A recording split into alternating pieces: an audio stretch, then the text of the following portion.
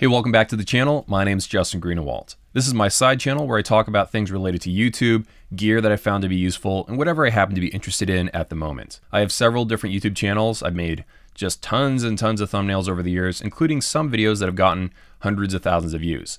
So I'm not Mr. Beast level or anything like that, but I have learned some things that have worked for me, and this is going to be my philosophy on how I go about making these. So let's start off with something very simple. This is for a series of videos where I talk about an electronic drum set that just came out. So I have to film, edit, and make a thumbnail in a matter of hours. So I can't spend 2 days on a thumbnail. I got to make something really quick. The way I do this is I have a template. I have a color matte as my background, and you can use whatever texture you want online. Then I have a blue border outline that you can't see very much, but it ties the image together. I have my logo outline right here in the top corner, and I also have the eDrum News text right here. It's very, very simple. And then I have a paintbrush layer that I just made a splash of black so that the text stands out a little bit more. And then finally, I have the drums. So let's start off with how I get a drum set with no background. First thing you do is you go to Google Images and you type in the name of the product you're reviewing. What I do is I go to Tools, I go to Color, I go to Transparent. Now sometimes you'll get lucky where the marketing department has already got the image and they cut out the drum set or the product for you, and you can just save it and put it inside your thumbnail. Other times you won't be so lucky. In that case, you have two options. You can either go into your program, painstakingly cut it out. Other times, if you want to spend $1 or so, you can go to this website called remove.bg. You press upload image and you select it and it just cuts it out for you. Programs are starting to auto cut out the background. There's other ways of doing it as well. Now, the number one thing to know about this is you want to make sure the subject, whatever you're focusing on, is as large as possible so it fills the screen. What I do is I increase the saturation. I've got a vibrance layer right here where I can increase the saturation of the drums. I also have a brightness and contrast layer, so I've upped the brightness a little bit of the drum set and increased the contrast. That makes it pop. The next thing is you want to make sure the background is blurry and the subject is sharp. This next thumbnail I want to cover is one that I struggled with for a very long time. I wanted to make a video about every single Alex Van Halen drum set. I decided to have an old black and white photo and then move ahead to some newer photos to show the progression. The problem is this is a C-level, thumbnail at best. The algorithm probably would not have grabbed this with this thumbnail. And I got some feedback from people. So eventually I found this photo and decided to go all in. So the reason why this photo is good is that he's got a dynamic stance. He's standing on the kick drums. That's interesting. He's got the drumsticks. He's looking right at you, and the image is basically centered. So that's why it's interesting. I probably did a little bit of things. I up-res the photo, maybe a little bit of color grading, but this is the start of the image. We got to make it more interesting though. So what I did was I put this sort of paintbrush on the sides. That's a cracks and maybe some fog on the sides. And what this does is this is dark, this is bright, so your eyes go to the center and you end up looking at his eyes. So that's why this made the image a little bit better. Next, I brightened it up, so this is more saturated. And this is not quite as dark, but I think this is a better image than that. So next, I decided to put some flames in, and this makes the image even more exciting. I experimented with even more flames, but I eventually decided that was too many, so I went back to this sort of thing.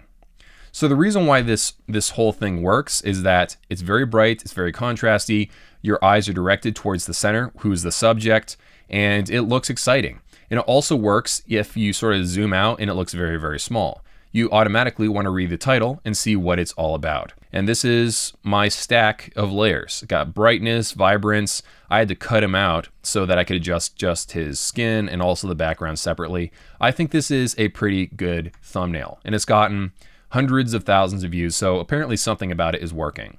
So now let's move ahead to something different. So the goal with this thumbnail is to get people to look at the drum set because it's pretty, but also wonder why I'm sort of pointing to these certain parts of the drum set. Why am I trying to get people to look at this?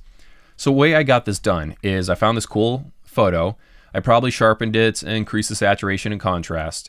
But what I ended up with after I did that was something like this. And I realized, you know what, this background is kind of, catching my eye. We've got these white lines. We're not supposed to be looking at that. We only want to focus on the drums. So what I did was I painted out the background to be a dark blue, which is my channel color. Most people are going to see your image about this size. And so they need to know what's going on without having to really look at it on a big screen. You're fighting tooth and nail against all the other very smart YouTubers who are also making videos about the exact topic you're making videos about. This still pops because it's very contrasty, it's very colorful. We wonder what all this is about, and it makes us look at the title. And then the title is the hook that gets people to press click. So next up, let's talk about this history thumbnail. My philosophy here was that I'm making a video about facts on Lincoln.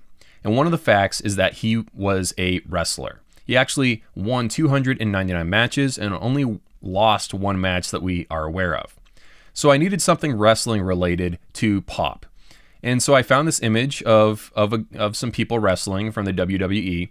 I turned it black and white because I knew I wanted to put Lincoln's face on there. So we have a face layer. I wanted to use a political rival. This case, it's Douglas. Because everything's black and white, I need some color. So I put some blue texture on the background, 2 different layers of blue texture.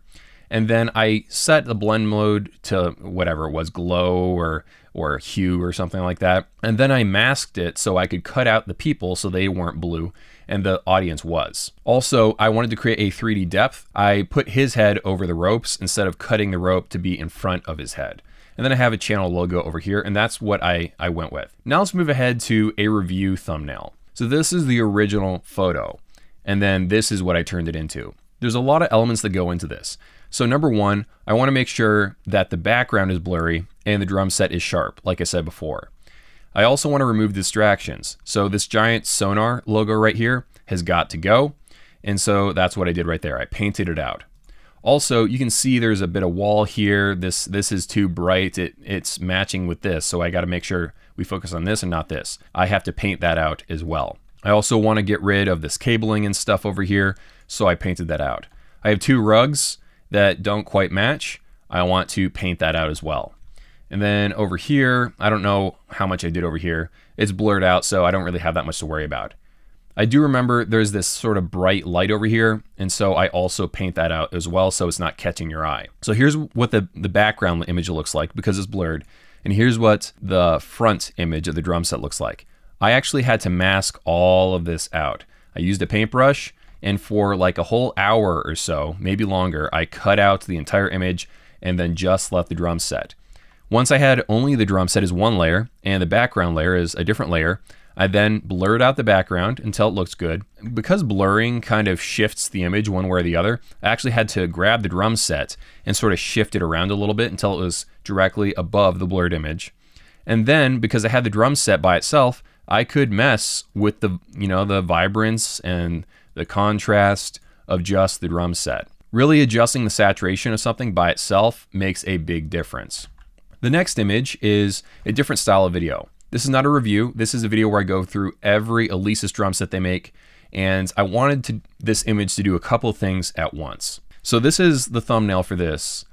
Then I also have this, and I also have this. As you can tell, it's part of a series. So I wanted to make all of them look similar, but different.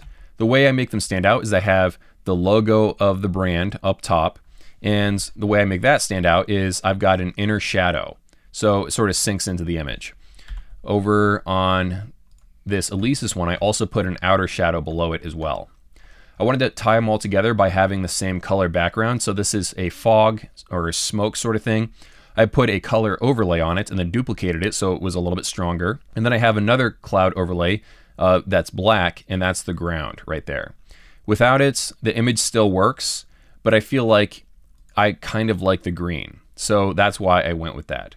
Again, I had to go get cutouts of these drum sets. I put a shadow behind the drum sets so they stand out behind the whole photo. I also wanted to tie together both drum sets to show that I'm going from the cheapest stuff all the way to the most expensive stuff. So I brought in an arrow graphic that I have, and then I started to manipulate it because I wanted it to go from the module and then drag it underneath the next drum set. The arrow didn't, make this exact shape until I sort of forced it to. There's a warp tool inside of Affinity Photo and also inside of Photoshop or whatever program you do, and you can sort of drag it to do whatever you want. I also put a strong shadow underneath of it just to make it stand out a little bit more. Thanks for watching, and I'll see you in a few.